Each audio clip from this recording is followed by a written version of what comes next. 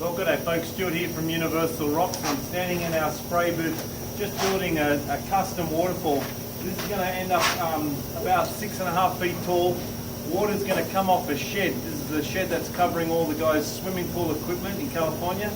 So the water's going to come off here, it's going to drop onto this, into a catchment pond up here, and then it's going to splash all over these ledges that we're creating into a pondless water feature. So there'll be a sump underneath some gravel, big pump in here.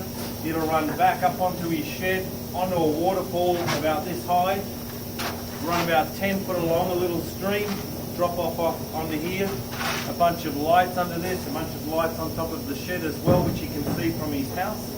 And this is fun landscaping. You know, rocks like this, which would weigh probably 250 pounds now, obviously weighs a lot less than that. And it's just put and look, see what feels like it's going to work. Look how many ledges you want, where you want the water to travel. And then we make these amazing other rocks like this, which are our flexi rocks. So if I want to squash them into areas and secure in place, I can just drill holes and hold it in place.